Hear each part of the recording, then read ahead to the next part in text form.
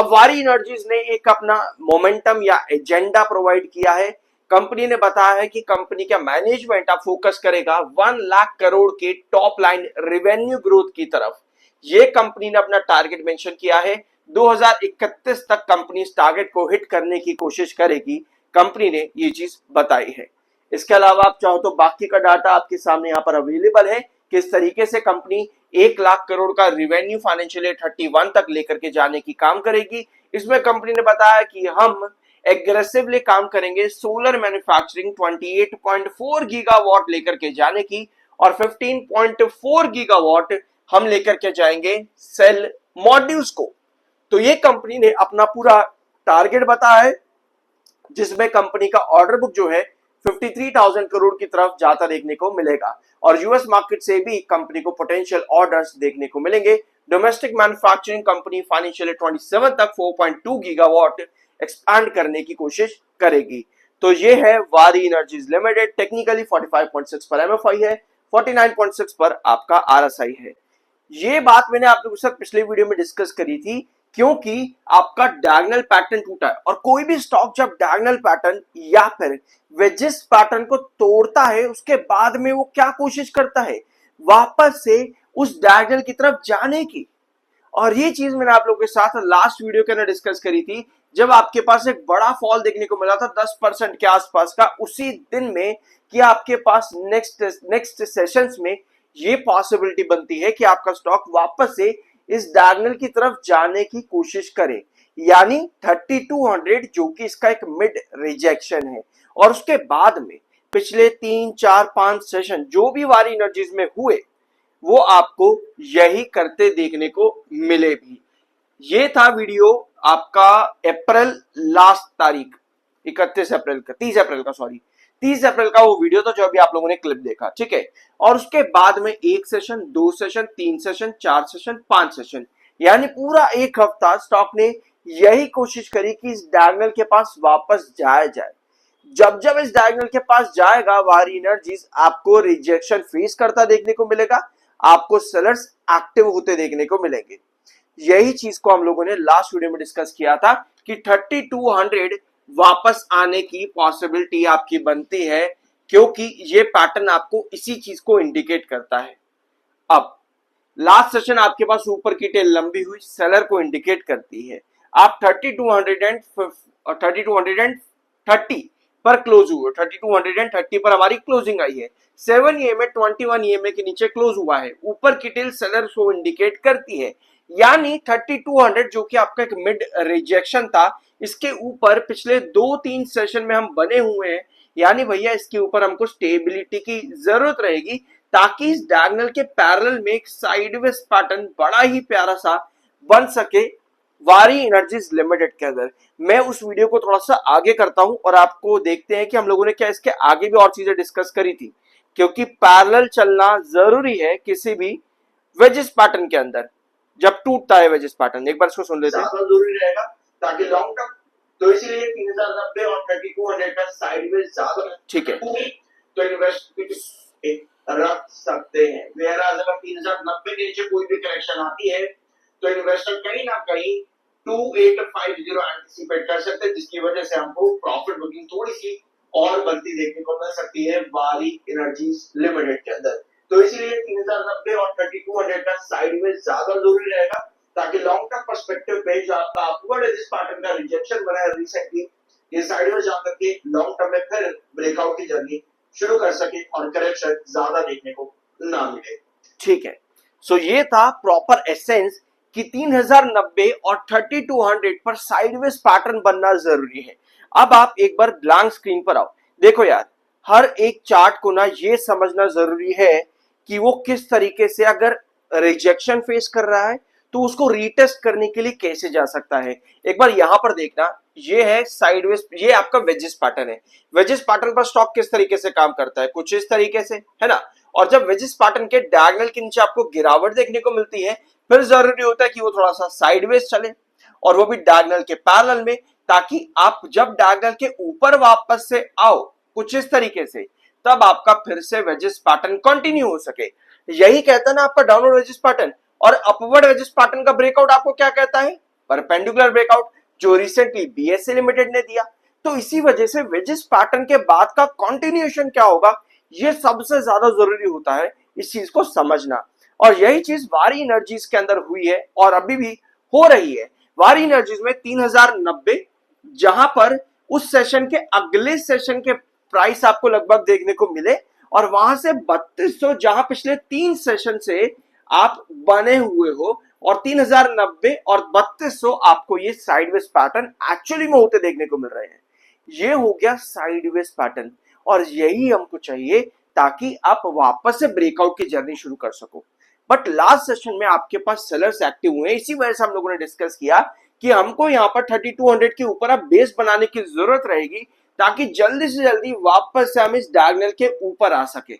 यही हमको चाहिए। हमें एक लंबा साइडवेज नहीं चाहिए, हमें डायगोनल के ऊपर एक्चुअल में आना है ताकि एक्चुअली डायगोनल के ऊपर आकर के वापस ब्रेकआउट दे सके। क्योंकि जितना साइडवेज पैटर्न पर रहेगा, यहां पर सबसे ज्यादा काम करते हैं नेगेटिव और पॉजिटिव न्यूज। नेगेटिव और पॉजिटिव न्यूज, कोई भी रिजेक्शन जब टूट जाता है, कोई भी पैटर्न जब टूट जाता है, जब उस पर रिजेक्शन बन जाता है, जैसे डायगोनल पर अभी रिजेक्शन है, जब तक हमारे पास पॉजिटिव न्यूज नहीं आएगी वो डायगोनल के ऊपर जाने की कोशिश नहीं कर पाएगा। ये बहुत मुश्किल होता है। तो साथ में चार्ट और न्यूज, जब आप इन दोनों चीजों को ऐड करते हो एक साथ, तब जाकर के आपको समझ में आता है कि हाँ, अब पॉसिबिलिटी है ब्रेकआउट की, या नेगेटिव न्यूज है तो अब पॉसिबिलिटी है ब्रेकडाउन की। इन्वेस्टर भी इसी चीज का इंतजार करता है, समझदार इन्वेस्टर की मैं बात कर रहा हूं, जिनको आप ऑपरेटर का नाम देते हो, ठीक है, समझ रहे हो। तो वो भी इसी चीज का वेट करते हैं कि भैया एक्चुअली में स्टॉक क्या कर रहा है। फिर जब स्टॉक काम कर चुका होता है या ऊपर या नीचे, फिर जिन इन्वेस्टर ने अपॉर्चुनिटी नहीं ली होती वो कहते हैं भैया ऑपरेटर गेम हो गया। तो ऑपरेटर वही है जो इन सब चीजों को साथ में लेकर के चल जाता है। हमारे पास में है अडानी पावर लिमिटेड, जहां पर मार्केट एक्सपर्ट्स के ओपिनियन देखने को मिल रहे हैं। आईसीआईसीआई सिक्योरिटीज ने डाउनग्रेड की रेटिंग दे दी है अडानी पावर को। भैया ऐसा कई बार देखने को मिलता है, थोड़ी सी करेक्शन आती है, इन्वेस्टर्स ही नहीं बल्कि कई बार मार्केट एक्सपर्ट्स भी रेटिंग्स बिगाड़ देते हैं, ठीक है। तेजी आती है तो मार्केट एक्सपर्ट्स भी बुलिश हो जाते हैं। बट इस बीच में ना आपकी नजर पता ही इन मार्केट एक्सपर्ट्स पर नहीं रहनी चाहिए, ना ही उन ब्लाबर करते हुए इन्वेस्टर्स के ऊपर कि भैया जो कह रहे हैं भैया यहाँ से पूरा खत्म हो जाएगा, यहाँ से बड़ी तेजी आएगी वगैरह वगैरह। आपकी नजर होनी चाहिए कि आपका अपना ओपिनियन क्या है। ओपिनियन इन द सेंस कि आप शॉर्ट टर्म के लिए आए हो या फिर लॉन्ग टर्म के लिए या ट्रेड पर्सपेक्टिव से। तो उन तीनों चीजों को यहां पर अभी देखते हैं। पहले मार्केट एक्सपर्ट्स पर देखो, आईसीआईसीआई सिक्योरिटीज डाउनग्रेड की रेटिंग कर दी है, टारगेट कर दिया है अडानी पावर में 233 का, जिसके पास स्टॉक इस समय है, ठीक है, यहीं पर ही स्टॉक है। यानी कि कोई डाउनग्रेड भी अगर रेटिंग करी है ना, तो टारगेट अभी भी यहां पर इन्होंने स्टेबल ही दिया हुआ है। जेएम फाइनेंशियल आते हैं 202 रुपए के टारगेट के साथ में 202, यानी प्रेजेंट लेवल से लगभग 30 रुपए नीचे का टारगेट दिया है जेएम फाइनेंशियल ने अडानी पावर में। रेटिंग कर दी है डाउनग्रेड की, और रिड्यूस की भी रेटिंग इन्होंने यहां पर मेंशन करी है। पहले डाउनग्रेड की थी, अब इन्होंने रिड्यूस की रेटिंग कर दी है। जेफरीज ने बाइंग की रेटिंग करी है, और जेफरीज कंपनी को लेकर के अभी भी बुलिश है। 255 का टारगेट है एज पर जेफरीज इन अडानी पावर। बाइंग की रेटिंग अभी भी मेंटेन्ड है।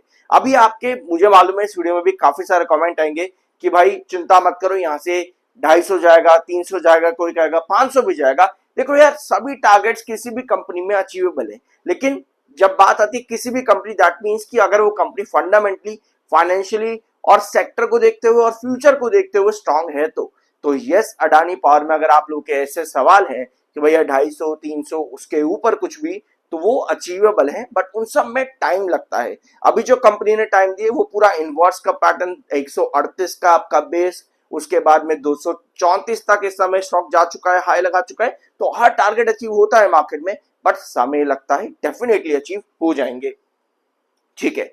ये एक छोटा सा क्लिप पहले सुनते हैं, फिर हम आगे जाएंगे इस वीडियो के अंदर। अडानी पावर का लास्ट वीडियो जो हम लोगों ने लिया था 232, ये आपका एक रिजेक्शन है। 224 ये वाला ट्रेंड जहां पर कल के सेशन में आपको बेस देखने को मिला, ये आपका एक इंपॉर्टेंट बेस है 224 का, ठीक है। अब इस वीडियो में, लास्ट वीडियो के अंदर हम लोगों ने डिस्कस किया था 232 आपका इंपॉर्टेंट रिजेक्शन है और 224 आपका एक इंपॉर्टेंट बेस है।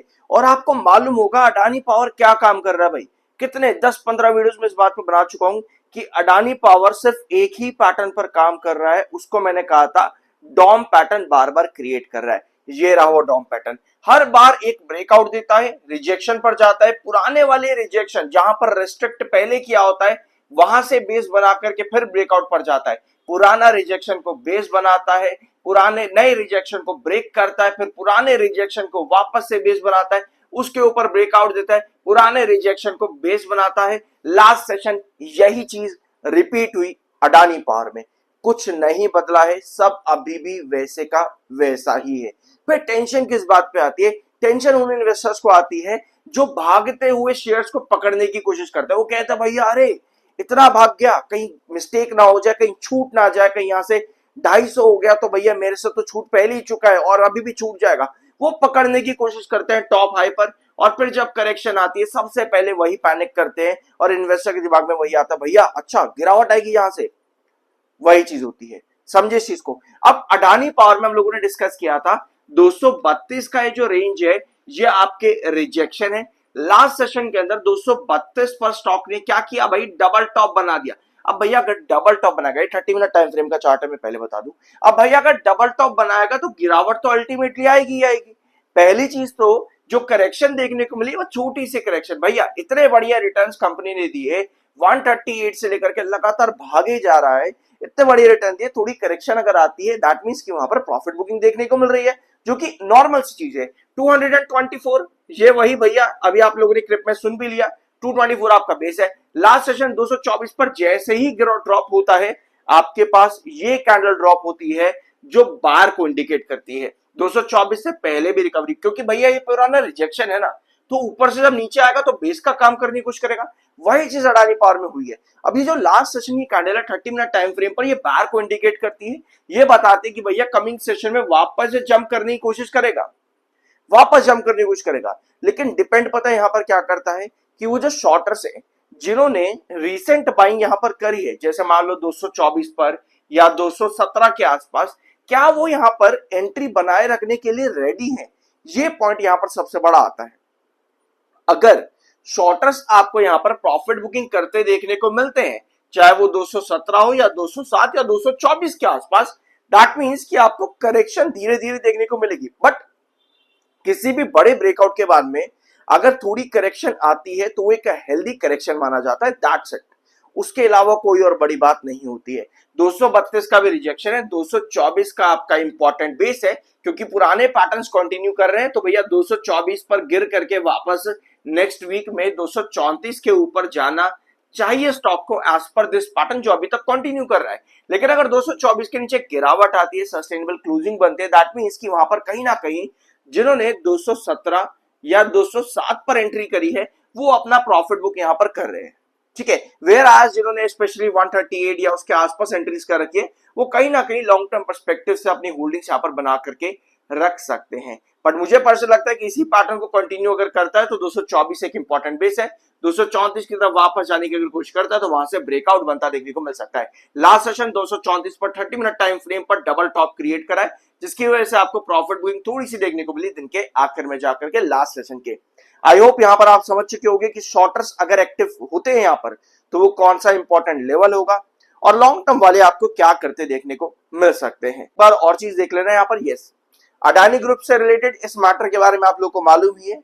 अपडेट ये बताई जा रही है कि यूएस और अडानी यानी एसईसी और अडानी ग्रुप मिल करके यहां पर नेगोशिएशन कर सकता है आउट ऑफ कोर्ट सेटलमेंट के अंदर, जो कि अच्छी बात है। अगर ये हो जाता है अडानी ग्रुप के फेवर में चीजें बनती हैं तो डेफिनेटली अडानी ग्रुप के लिए ये एक बढ़िया खबर रहेगी।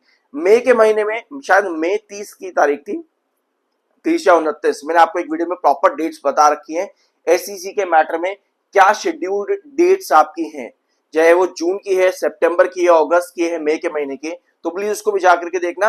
बट अगर out of the court settlement होता है तो ये बहुत जल्दी हो जाएगा, जो कि अच्छी बात है। अगर फेवर में रहता है अडानी ग्रुप के तो अडानी ग्रुप के इन्वेस्टर्स के लिए भी ये कहीं ना कहीं पॉजिटिव होगा, ठीक है। अडानी पावर से रिलेटेड का वीडियो होप कुछ नया जानने को मिला होगा, सब्सक्राइब जरूर करना और हाँ बाकी वीडियोस देखना मत भूलना। मिलता अगले वीडियो में।